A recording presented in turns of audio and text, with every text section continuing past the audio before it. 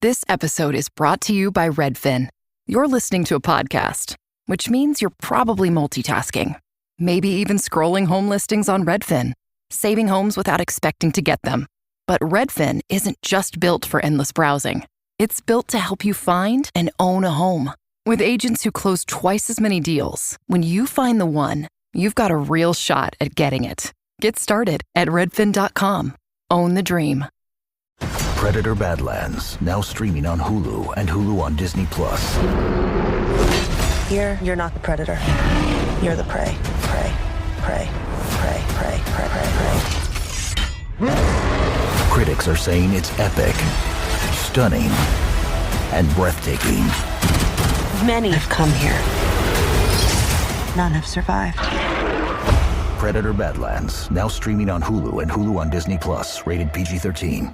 Maryland sports fans, there's only one sports book in the great state of Maryland with over 50 years experience booking bets and supporting customers. Betfred Sportsbook at Longshots is now open and is the only sportsbook in Frederick offering cash betting on football, basketball, world soccer, and more. Visit the Betfred Sportsbook at I-270 and MD-85 in Frederick, right next to Longshots off-track betting. Go to betfredsports.com for more information and your chance to win exclusive merchandise. Must be 21 or older. Play responsibly. For help, call 1-800-GAMBLER.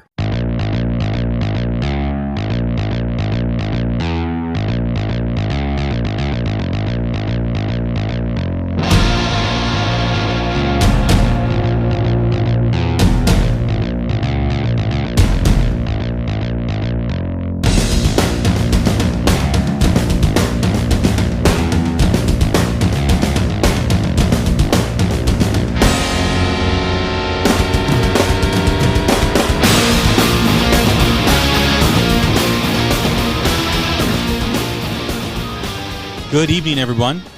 Welcome back to The Hook Rocks. This is Jay Scott, leading you through another journey of rock talk. Here we are today on the 3-month anniversary for Richie Kotzen's 5450 album. An album that, for me, was my number one album for the first quarter of 2020. It's a lot to absorb. There's a lot of material, obviously, 50 songs. But my guest, Crafton and I, are going to rank the top 10 songs in celebration. Hope you enjoy what we're about to discuss. What's going on, Crash? Very little. Just ready to talk some Richie Kotzen. Yeah, you're always ready to talk Richie Kotzen, and that's the cool thing about you. You know, it's been 3 months since this album came out. 50 songs. It's not like a regular album where you've got 10 to 13 tracks and you can absorb it over a few weeks' time. This took about 2-3 months to fully absorb it. You know, when I was going through this list and just kind of reviewing the songs, I was amazed at how many I had forgotten about. And not to say that the songs were bad, but again, 50 songs, it's difficult to remember all 50 of them. And that's, I guess, what the positive thing about this album is, the good thing, the great thing, is that it's an album that will keep giving to you because there's so much material, because, you know, you do forget about songs, and you have to revisit it over and over again. I think that's a positive thing. I think that's a great thing. What about you? Yeah, I have to agree. You know, at first there were certain songs that struck me and I still enjoy them. But like you said, as you live with the material at now 3 months, you know, all of a sudden this song will pop out and you'll notice something in this song, or this song will strike you differently than it did 3 months ago. You know, and you gain new favorites and just new experiences with the material. Yeah. Absolutely. It is an album that, you know, is a journey. There's a lot of twists and turns. There's a lot of different styles on this album, as we talked about when it was first released. And that was what Richie and I talked about when I interviewed him back in February. It's an album, like I said, that keeps giving. If you're not a Richie Kotzen fan and you're looking for new music to listen to, there are a lot of great Richie albums. this album, in my opinion, kind of covers all of the Richie Kotzen styles that, you know, you may not be aware of on his solo stuff. A lot of people may be aware of him through the Winery Dogs. But this is a great collection of songs that give you all that Richie is about. And, you know, for those that are Richie fans, you know, I know we're all excited and we're continuing to enjoy the album because it is a great release. It is a great collection of songs. I agree. Well, let's get to it. So the top 10, 50 for 50 Richie Kotzen songs. Why don't you go first? Before we begin, I'm going to be interested to see how many songs we have on the list together because there are 50 songs. And, you know, I know our tastes are somewhat the same, but also a little different. So I'm interested to see which ones are the same on these top 10 lists. But let's go ahead and begin. What's your number 10 on the list? My number 10, that would be This House. The last song on the third disc, if I'm not mistaken. I don't have the track listing right in front of me, but I believe the last song on the third disc. I think you're right, yeah. Yeah. It's just, to me, I mean, this is what he says 22nd solo release, but with all the other projects he's done, God knows how many it is. But to me, this song is very different from kind of anything he's ever done. It's really haunting and eerie and kind of creepy, but I really, really dig it, especially the lyrical content. You know, it's just kind of a haunting song. It's my number 10 on the top 10 list. I feel like I'm on Letterman.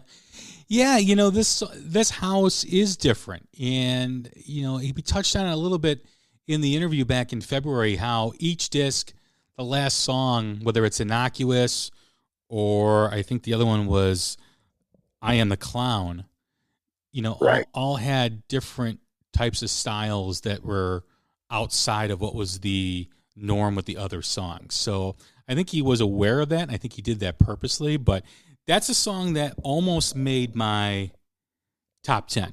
And if I had like an 11th, 12th, or 13th, or we did a top 15, it would probably be on that list.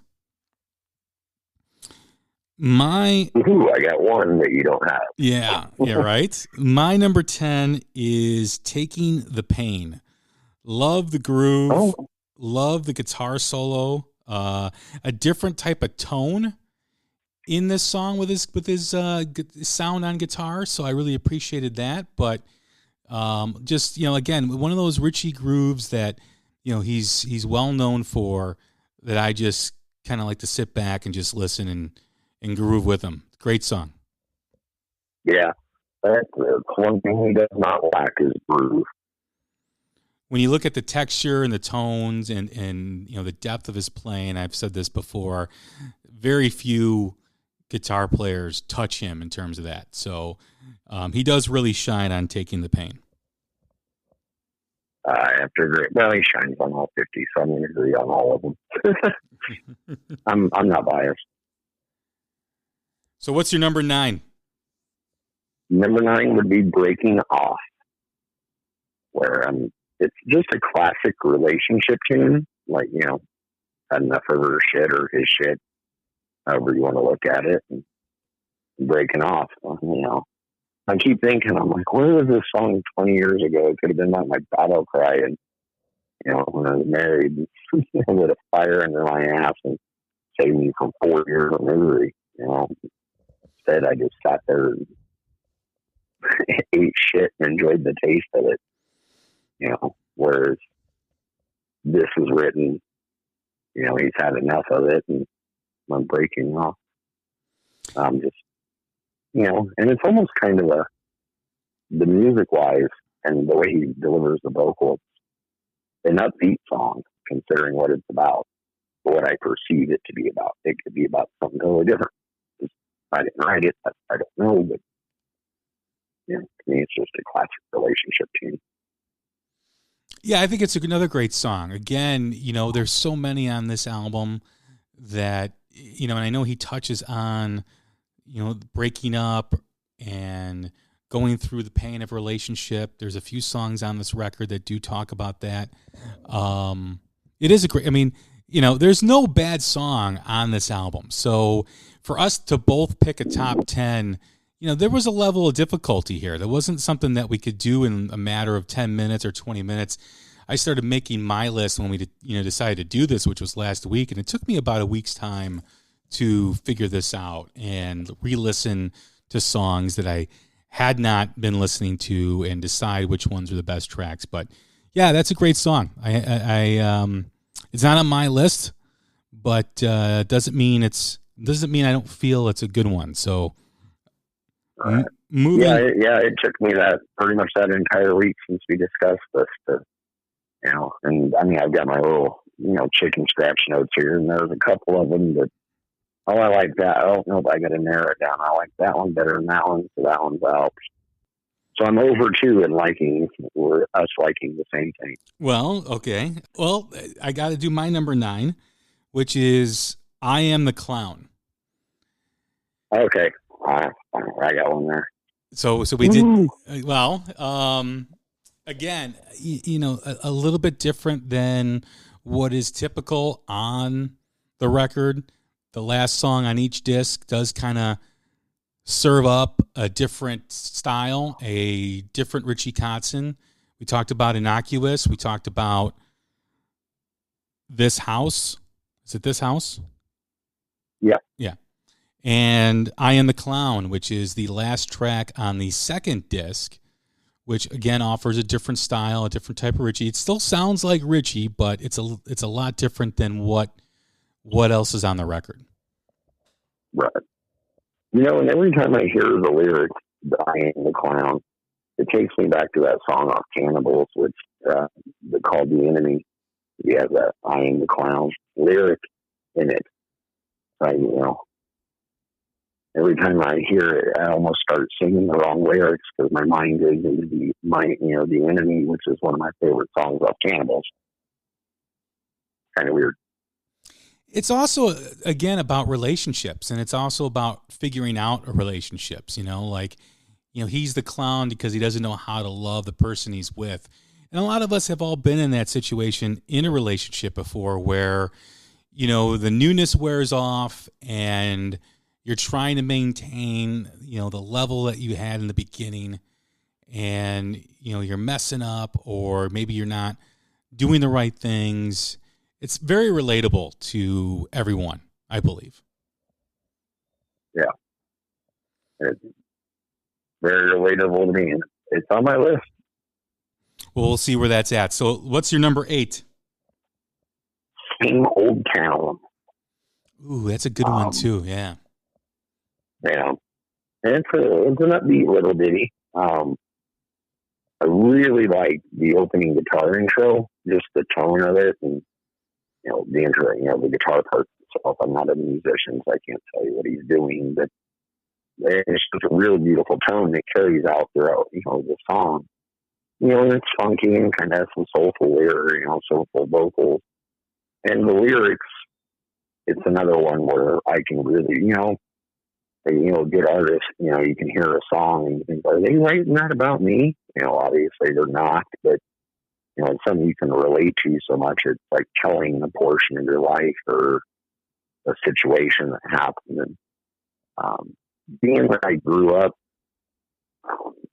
primarily in big cities until I was like 14 years old, and then after that, I've always lived in small towns, you know, since that time. And when I get annoyed with the, you know, small town politics and the clique stuff, like, you know, the situation I had to deal with in Rice County, which was just a freaking nightmare.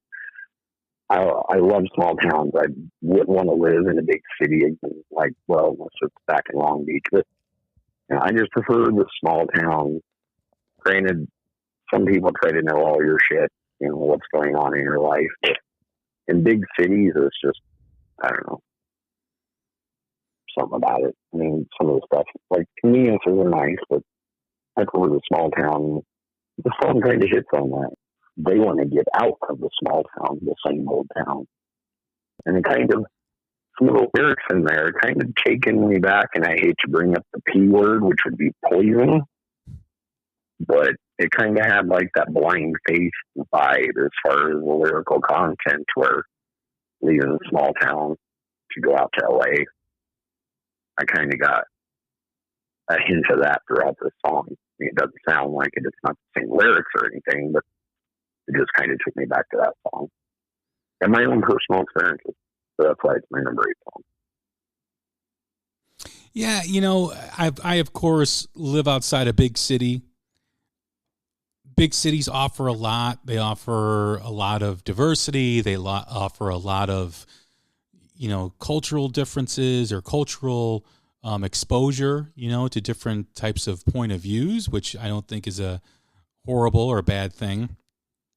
No, not at all. You know, small towns also offer that comfort, you know, the what you know, the simplicity of life. Not to say that living in a big city is so complex, but the way big cities are is a lot more complex than a small town. And right. Some people enjoy, you know, the simple life, you know, the easiness, the lack of traffic, the lack of congestion, the lack of busy people. Well, yeah, well, busyness or whatever. So, I mean, there's both positives and negatives. I've never lived in a small town, you know, so I have only visited, but I do enjoy the quaintness and, you know, the friendly feel of a small town, you know. I mean, everybody seems to be a lot more easygoing, where I think maybe in a big city there's a little bit more intensity in people, and I don't know. Right. But that's I kind of experienced some of that today. There's a town 12 miles to the west of here called Great Bend. I'm not sure what the population is, but I mean, it has a super Walmart, if that tells you anything. And so Jessica and I had went over there to do some shopping or what have you, and I had to go return something. And, you know, they got the whole social distancing, you know, crap on the floor, you know, stay 6 feet apart, you know, these big blue squares. And so I'm waiting in line, and I see behind me there's this elderly African-American gentleman. And he's on one of them little scooters with the carts, you know. And he's stuck out in pretty much the main entryway, you know, that goes across the building, you know, like where your service centers and your eye departments and the game rooms are and the bathrooms. And like some dude just runs into him with a cart. Like, I mean, the guy was parked there. You couldn't see him, you know, and he just runs into the guy. And he doesn't even apologize, you know. And I'm like, sir, and I got his attention. He's like, yeah, why don't you just pull up here? You can have my spot. Go in the line before me, and I'll wait back here. And then suddenly they run into me. But, you know, this is an elderly gentleman, you know, and he's in one of these little rascals with the, you know, the carts. And so he moves up, and it's kind of funny. He kind of flips a U-E in it and parks on the spot, but backwards facing me. So he was thanking me for letting him go ahead of me, you know, and getting him out of the hustle and bustle of that, you know, area where people just are running through to get out of there and go load their cars. And we started talking, and he was like, weren't them storms we had earlier kind of crazy, and, you know, this, that, and the other. And he goes, kind of wrecked my day. I was looking to go and fishing out of the sand pit, you know. And I was like, that sounds like that'd be a great afternoon. Because have you been able to get fishing this, you know, week or this, you know, year so far? And I was like, no, I haven't been able to get out and go fishing. I pointed at Jessica, and I was like, but she has though, but I haven't got to go. And he looks at her and he goes, man, that's not very fair. You need to take your husband fishing. And then I was just like, oh, that's my wife, dude. But, you know, he was just so friendly. And he kind of reminded me, other than the grumpiness, he looked kind of like Red Fox from Sanford and Son. But he was just as cool as could be, you know. And I don't think you would get that in a big city, even if you did offer your spot line to the person. They kind of just moved up there and to hell with it. But I mean, he took the time to flip a U-turn and sit there and have a conversation with me from 6 feet apart. You know, he's very friendly. He got his whatever he had to do taken care of at the customer service desk, and flips back around. He's like, "You kids have a good afternoon. Go get you some fishing done." Pedaled on down the road, to wherever he had to go. But I just never really experienced that much in big cities or big towns. So that's why I kind of like the same old town. There are differences, so but that's a great story, though. Thanks for sharing that. Well, it kind of made my day. He was a very friendly guy. You can go from that to the soulful ballad, or you never know what you're going to get. Moving on to number 8 is the title. Moving on to number 8 is the first track off of the album, and that is Stick the Knife. Offers a great guitar shredding intro into a awesome vocal sequence, right into the soulful, bluesy R&B type of feel that Richie can do, and just love the track, love the song. It's a great song. It's a great way to kick off the collection. I don't want to say collection because it makes it sound like it's the greatest hits, but kicks off the album of 50 songs. Yeah, it's what really separates Richie from a lot of guitar players, and this really shows what he can do. He starts off with this shred of a awesome guitar intro into this soulful R&B type of style, and that's what again makes the difference with me and other guitar players. He's not a one-trick pony. He has a lot of different dynamics in his guitar playing. There's so much depth. I don't know if there's another guitar player out there that can play like him, or that sounds like him, or offers that kind of dual type of playing, dual type of style, where he's so versatile, he's so diverse in his playing that he's head and shoulders above the rest. Yeah, the only one I can think of that remotely comes close that's still active and alive would be Doyle Bramhall II. And they've collaborated together in the past, like back in 98, 99. But he's similar. He can rip, on the guitar, but he's very soulful, very funky. Some of the material is rather deep, but kind of like Richie. He can do the fun party stuff like Green Light Girl or whatever, slow it down. There's a song called Ben Green. I'm trying to think of some other ones. I Want to Be, which Clapton and B.B. King ended up recording for that Right With the King record. I think Doyle Bramhall would be, probably about the only other one that I can think of.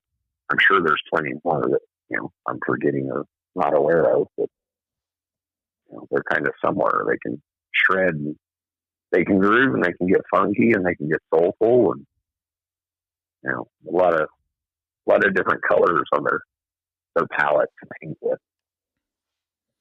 Who was that again? You were kind of muffled with that.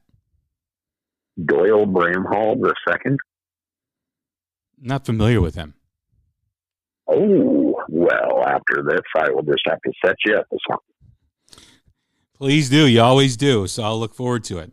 My number 7 is another breakup song on the album, and it offers an interesting sequence of lyrics in the song, and that is Dogs. Yes. And just a great song. Talks about taking the dog with him when he's breaking up with whoever he's talking about in the song, or the story in the song, and just an interesting way of portraying heartbreak and breaking up with someone that you love and ending a relationship. Yep. And this one's on my list as well. So there's 2. I agree. Yeah, so far. It is interesting how he writes music, and obviously he's very public with his relationship that he has with his wife, who he's been together, whether before they were married. I think they've been together for now 5 years, 6 years, something like that. And yeah, it might be more. I don't know. I can't really remember.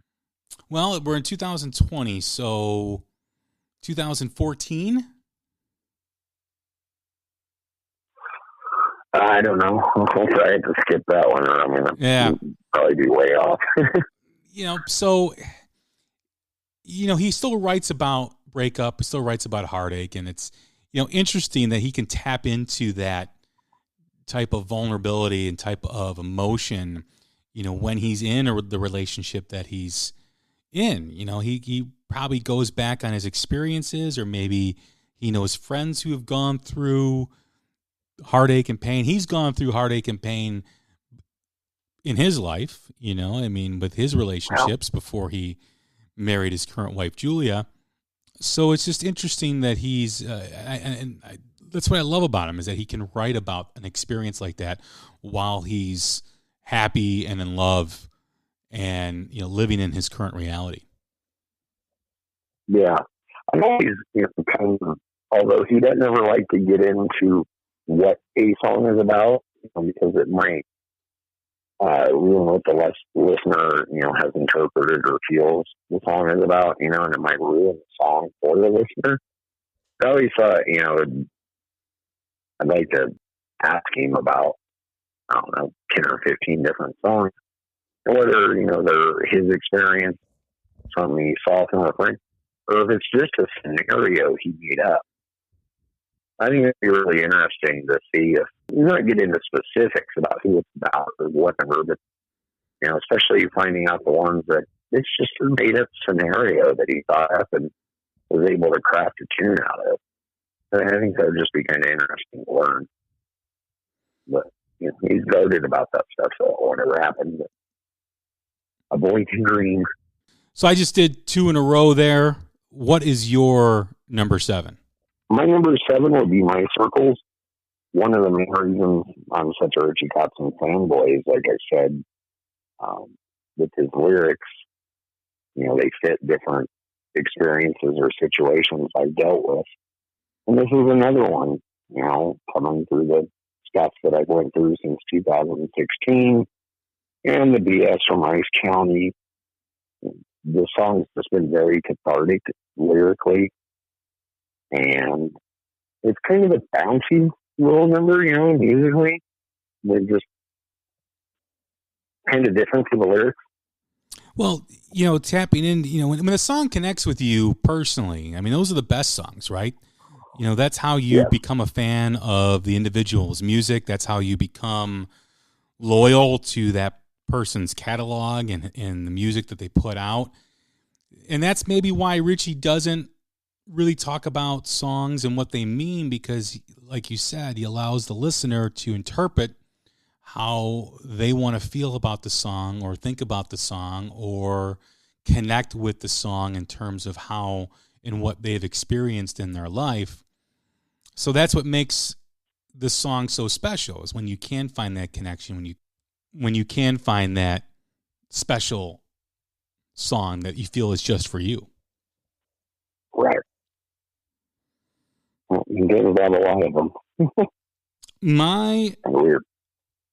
My number 6 is Lay It On, which, in my opinion, we've talked about the style of Richie, and we've talked about, what he sounds like or what he kind of taps into when he's putting music down for a record. And I think if there's a song on this album that defines his Stevie Wonder influence, his Sly and the Family Stone influence, it is Lay It On. I just, that stuff just comes right out in the music for this song for me. I think it's just a wonderful track. Yeah, you can definitely hear those influences, especially on that track. Unfortunately, it did not make my list. That was one of the 3. I do believe I had 3 that I had to pick between a couple of them. And unfortunately, that one got left off the list. Just a great song. We talked about when we did the original reviews when the album came out, we talked about the Stevie Wonder influence. We talked about the Sly and the Family Stone, the Terrence Trent D'Arby, the James Brown delivery in some of the songs. I think there's a couple of songs that really have that James Brown style, singing wise, in terms of his approach and how he delivers the song. But there's a lot of different influences on this album. But for me, like I said, we know he's a big Stevie Wonder fan. We know he loves Sly and the Family Stone, and those elements really come out in this song. That they do. All right. What is your number 6? My number 6 will be I Am the Clown. So there's, 3? Yeah. So far, 2. I Am the Clown, and is Stick the Knife and Dogs on your list too, or is just I Am the Clown and Dogs? Oh, I guess it's only 2. You're right. I Am the Clown and Dogs so far. Yeah. Just like we had discussed earlier, how he ended each disc with a different vibe, then kind of went through the rest of them. The last tracks. Yeah, vastly different. Like we talked, just like one of those songs that are different on each disc. There's the last track on each of them that just kind of offer a different style for Richie fans, a different dynamic. So that is like Crash said, the first one that is on both of our lists. So this is shaping up to be pretty dynamic. It's going to be interesting to see what the next 5 hold true. We know there is another common song on our list. So there's going to be 4 differences on this one as well. But it'd be interesting to see what transpires over the next 5 songs, because like I said, there's 50 songs on this album, and there is a lot of different styles for Richie. Crash and I have similar styles in music, but we also have very different tastes too as well. So before we begin with the top 5, let's go over some of the songs that didn't make our top 10. If we have 2, 3, or 4 songs that were just kind of on the fringe, what were yours, Crash? Like you said, we're laying on More Than This, and 2 of them I actually left off because he's made videos of them. Pray For Me, Lay It On, and More Than This were the 3 that I had to trim. I had to put them up against 3 other songs and figure out which ones I like most out of those. More Than This was on my list. That sounds funny. Sounds like a Hall & Oates song. More Than This was on my list. I liked Life Gonna Give It to You. Life Gonna Give It to You, I should say. That's was a song that was on the fringe. This House, and I really like the song Mountains that barely missed out on making the list. So those are my 4 that were this close but didn't make it. My number 5 is the song Freeze, which love the chorus, love the playing on this song. Just another strong Richie groove. Really enjoyed this one. Continue to enjoy it as I continue to listen. Yeah, it's a good song. It just hasn't really sunk in with me yet, so I couldn't even tell you a lyric in it probably, which is strange. But, there's 50 songs. There's a lot to soak in. It'd be interesting. Not to say it's not a good song. It'd be interesting to see if we redo this 6 months from now and see if the top 10 list has changed. Yeah, well, I can just speak from the first month that had the record, that my top 10 has changed. Yeah. And one of them is because, like we had discussed, talking about the two videos that are out after we go through the top 10. And the reason why it was eliminated off the top 10 is because it was one of the videos. And we were going to discuss it. But it would be, if I had a top 11, it would be in there. And that would be Devil's Hand. What's your number 5? My number 5 would be So Fast. Just the way of that gravelly spoken vocal. It's just really kind of eerie. Like I believe I've said before, it kind of reminds me of a cross between his alter egos, LeBron and Kent Stanfield. And then later in the song, he, kind of sings it normally, which I think is kind of a cool juxtaposition. He goes from this real gravelly, eerie kind of spoken word thing back to singing normally. Just like I said, a cool juxtaposition. And the thing I really like is the horns. I think the horns add a nice, accent to the entire song. My number 4 was tough because it's moved down from number 2 back up to like number 5 to number 4, and I settled on this at number 4. The song Wide Open has a very Steve Winwood type of chorus. Like, I don't know if you remember the song Call on Me. The chorus is very similar in terms of the structure and arrangement of that song. I just really enjoyed... I'll have to go back and check out that Steve Winwood song. Yeah, I just really enjoyed the melody and the hook of the song. It's just, again, Richie at his best. The powerful chorus, the powerful hook, the incredible guitar playing. Just a lovely song. I can't disagree. What's your number 4? Going Back. If I was to have to make a best of Richie Kotzen ballads mixtape or whatever you want to call it, I think this would be on it. It's one of my favorite ballads he's ever done. It's only been out for 3 months. I really like the music and the way he delivers the vocals and sings.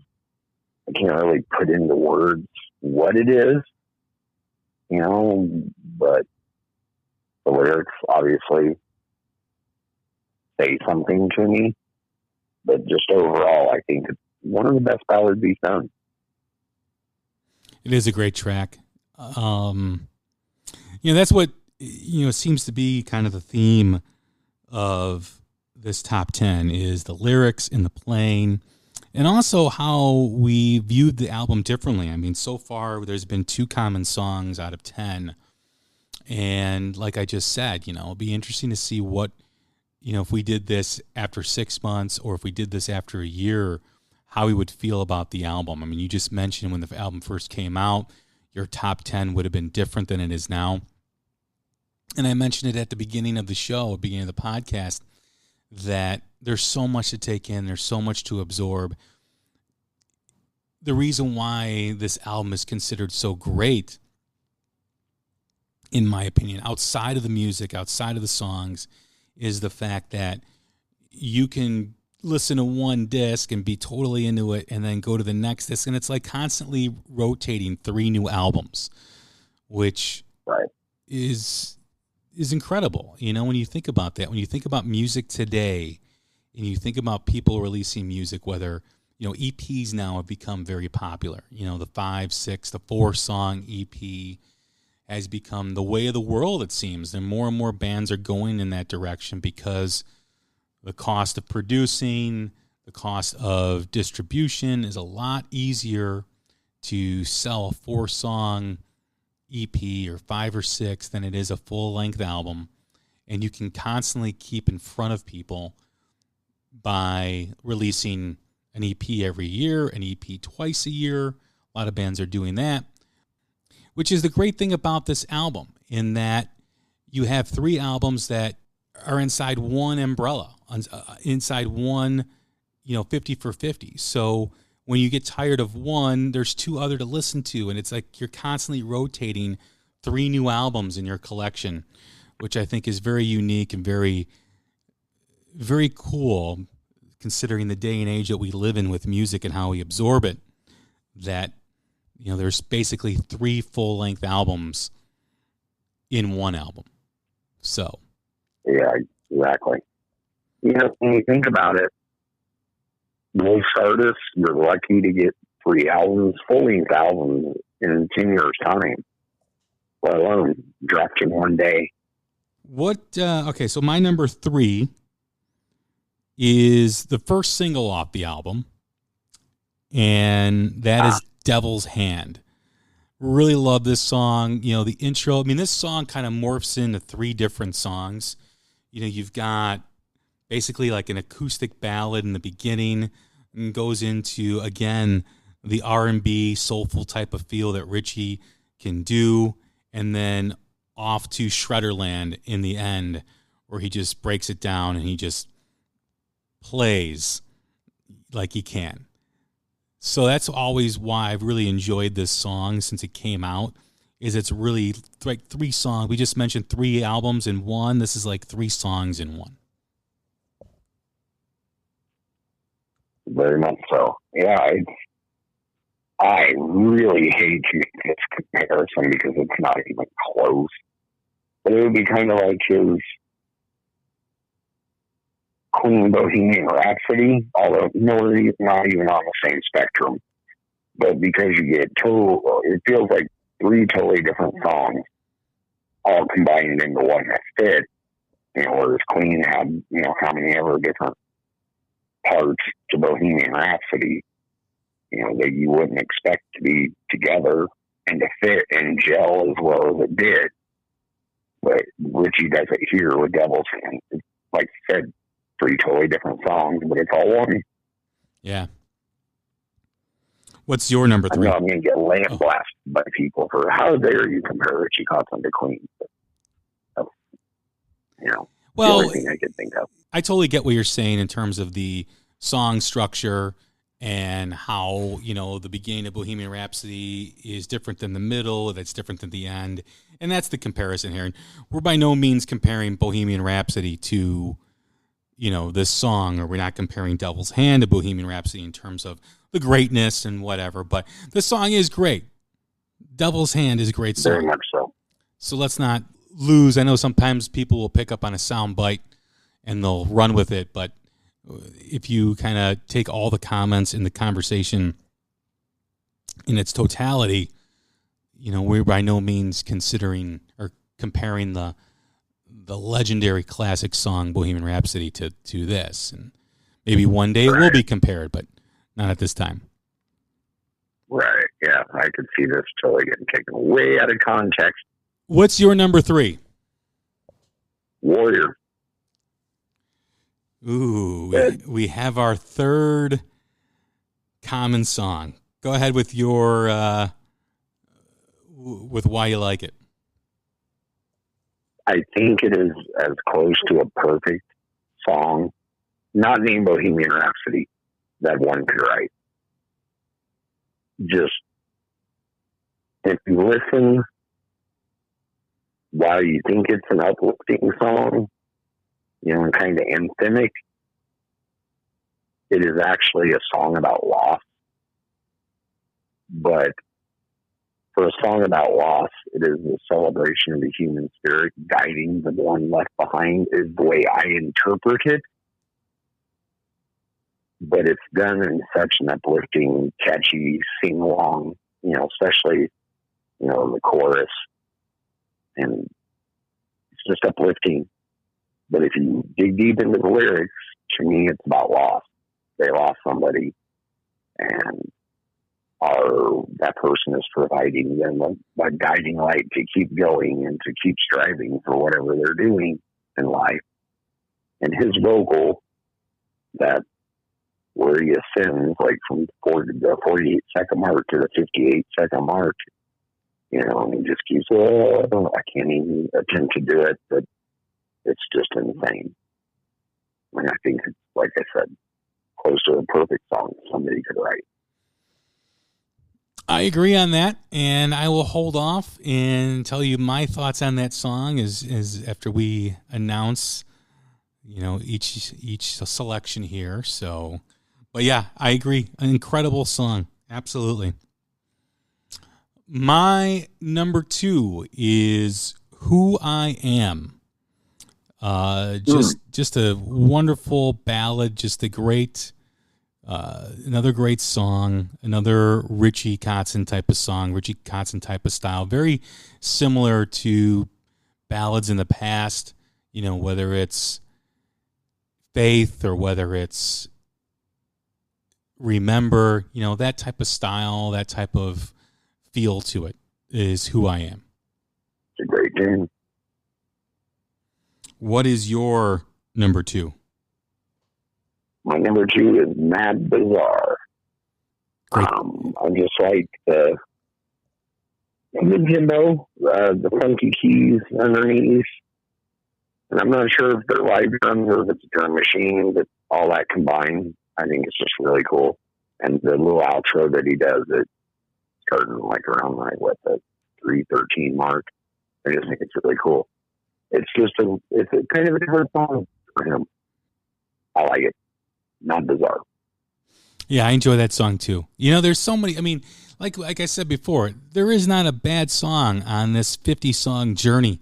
There's really isn't. 50 for 50 is a great album, and why it was my number 1 for albums so far in the first quarter of this year.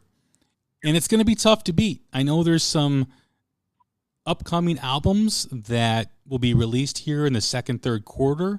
I don't really know what's going to be released in the fourth quarter, but those albums may give it a run for its money, but it's going to be tough to beat a 50-song masterpiece. That's all I'm going to say. I agree. It'll be interesting to see what Butch's new record here, on the 8th? Yeah, Butch Walker's album comes out on the 8th. Double album? Yeah, looking forward to that. That should be great. My number 1, which we have discussed previously, which is Warrior. This song connected with me on many different levels. The first thing that hooked me in was the hook, was the chorus, which is gigantic. It is so powerful in the way he delivers it and the way it just goes right through you. It sends chills up your spine. The hair stands up on the back of your neck because he reaches an octave level that is rarely seen by vocalists today in rock and roll. Granted, there are people that can do it, but while you're playing guitar and you're hitting a note like that, there's not many that can, and he shines vocally on this song. His guitar playing is absolutely incredible, stellar, totally awesome, as Jeff Spicoli once said in Fast Times at Ridgemont High. It is a masterpiece on an album that I consider a masterpiece. It is an absolute gem. Lyrically, like you said, I connected very similar to it in how it handles loss and how you deal with loss and how you celebrate the life of the person that you did lose. We all mourn differently. We all have our ways of dealing with tragedy. But going through that, you build up those battle scars and you push through and you come out on the other side as a warrior, as a warrior of emotion, as a warrior of life. Loss and tragedy is not an easy thing to deal with. Like I said, we all deal with it in certain ways, but the way this song is constructed and arranged, it is a celebration, not to be used for something that is sadness. Sadness is a given in terms of tragedy, in terms of loss, and how you mourn. But this is a perfect song to listen to if you have dealt with similar things such as that. It's a wonderful, beautiful song. Right. And this is another one of them examples. After 3 months, like when the song first came out, I loved it. It'll always be on my top 10 list. But I interpreted the lyrics different. And one day, my friend Jessica was here, and we were talking, and we were listening to music. We just had it on in the background. And she's not familiar with Richie Kotzen, but she knows I'm a fanboy. So we were listening to it, and, it came on, and I was like, I think you'll really dig this song. We're sitting there listening to it, and it was almost like I could have had a V8 moment. And that's when it hit me is, yes, it's uplifting and upbeat, and it dawned on me that, whoa, he's actually talking about losing someone, and carrying on. And like I said earlier, before that, I didn't interpret the lyrics that way. I mean, it was just here within the last month, and it was like I said, could have had a V8. It was like totally flipped how I saw the lyrics. Similar to me, I fell in love with this song when the album first came out, and this was my favorite song, and it hasn't stopped being my favorite song. I mean, this is, every once in a while, or every album, I should say, has a song that connects with you, and other songs you may appreciate at different times. You may like more, you may like less as you grow with the album. But great albums have that one song that just connects with you and stays with you, and that's how Warrior is with me. It's a fantastic song. Like I said when I talked about it, I think it's as close to the perfect song she could write. Well, that's interesting. Everything together. Well, that's interesting, because then what is your number one? Bow wow wow, yippee-yo, yippee-yo, it's dogs. Yeah, so I was just going to say, I love the bluesy intro and the tone, the blend of the keyboards and the guitars, the lyrics and the story are clever, and that solo is just awesome.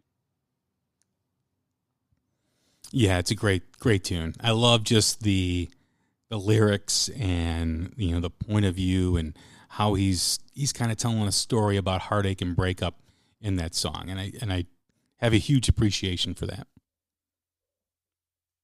It's clever. I can't recall a breakup song, where it's like the dog treats me better. I'm taking it with me and I'm out of here. See ya. Well, that concludes our top 10. I'm going to go down my list, and then Crash will go down his. From 10 to 1 for me, it's Taking the Pain at number 10. Number 9 is I Am the Clown. Number 8 is Stick the Knife. Number 7 is Dogs. Number 6 is Lay It On. Number 5, or Lay It On Ya. No. Number 6 is Lay It On. Number 5 is Freeze.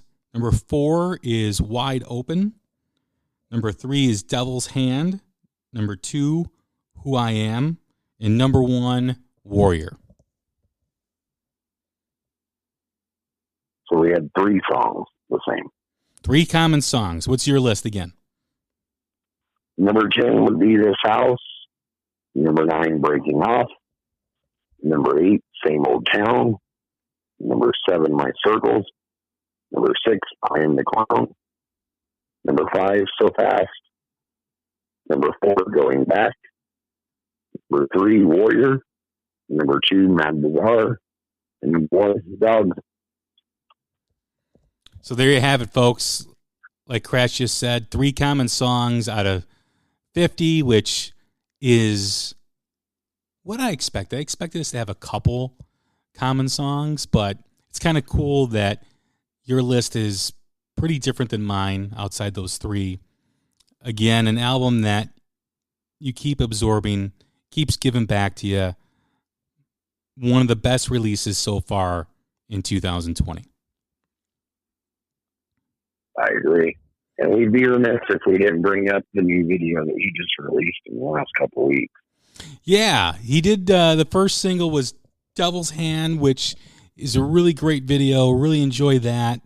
You see Richie's all strung out in a van, living off the beach in the beginning, and it goes and tells a story of losing someone that he loved in terms of a relationship. And then, as we all are under quarantine right now, trying to stay healthy and trying to stay safe, and a little bit of stir craziness because we're inside the same four walls every day. Most of us are. He releases the video As You Are, which is basically 3.5 minutes of Richie dancing around in pajamas in his kitchen. Which is playing drums in a Spider-Man outfit. Playing a small set of drums, like a kid's set, in like Spider-Man footy pajamas. It is classic. It is incredible. I suggest you find it, and I suggest you watch it. Yep, it's a definite shows the side of his sense of humor that people may not be aware that he has. He can be a bit of a goofball, and he lets it fly in this video, I think. And it's a nice, it was something totally unexpected. It wasn't announced. It's just boom, there it is. Yeah. And you can sit, watch it. It's a great tune. Watch it and laugh and kind of little hijinks, and you get to see his awesome dog Cheech in it, and you get to see him eat potato chips that were sitting on the counter. Yeah, and whatever was it, noodles that he pulled out of the fridge, and and it basically singing into a banana. Yes. You have to watch it. It's a great video. It's entertaining. For those familiar with Richie's video blog on YouTube, which if you do a good enough search, you can still find a lot of those videos. It really goes back to what Crash said, his sense of humor that not too many people are aware that he has. One of my favorites is the interview that he does while going for a walk to the post office, which I think is fantastic. But there's a lot of other videos on like the tour bus, and you get to kind of peek inside Richie's mind, which is a little different, but very cool nonetheless. Well, there you have it, folks. Our top 10 Richie Kotzen 50 for 50 anniversary show.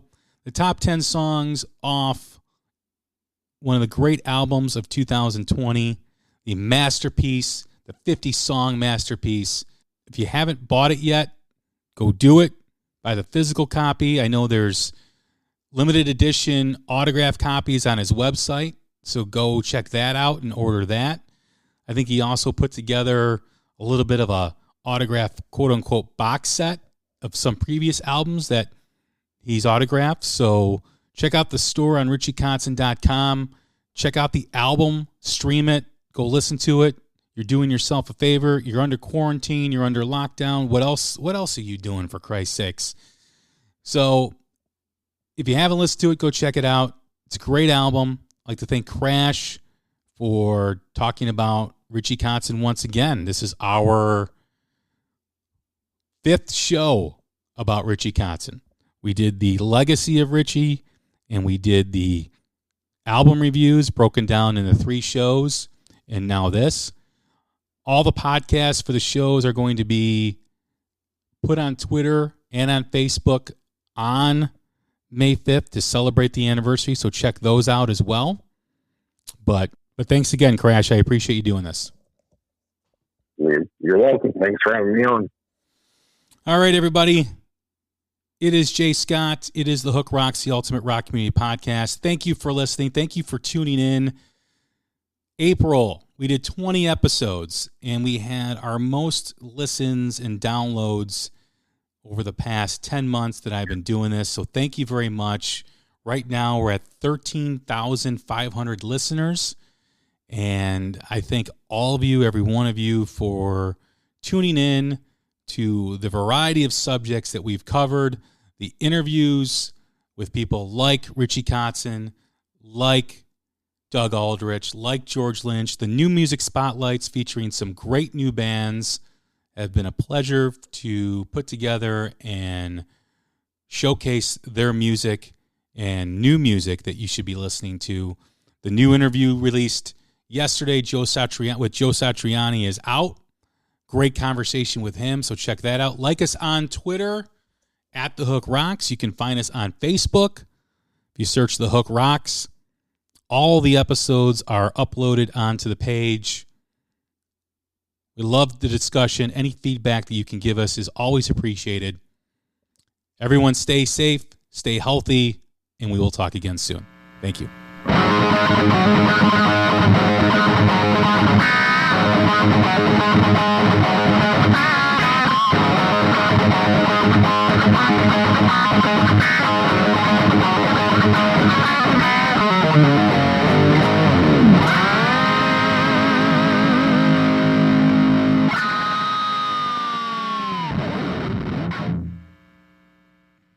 Maryland sports fans, there's only one sports book in the great state of Maryland with over 50 years experience booking bets and supporting customers. Betfred Sportsbook at Longshots is now open and is the only sports book in Frederick offering cash betting on football, basketball, world soccer, and more. Visit the Betfred Sportsbook at I-270 and MD-85 in Frederick, right next to Longshots off-track betting. Go to betfredsports.com for more information and your chance to win exclusive merchandise. Must be 21 or older. Play responsibly. For help, call 1-800-GAMBLER. We're leaving today and entering a world of Mickey Mouse waving, princess meeting and greeting, lightsaber clashing, the Twilight Zone Tower of Terror dropping, Banshee flying, Space Mountain launching, Galaxy rewinding. What's the point with Galaxy rewinding? Fireworks igniting. World of other worlds. For whatever you love, infinite worlds await at the most magical place on Earth, Walt Disney World Resort.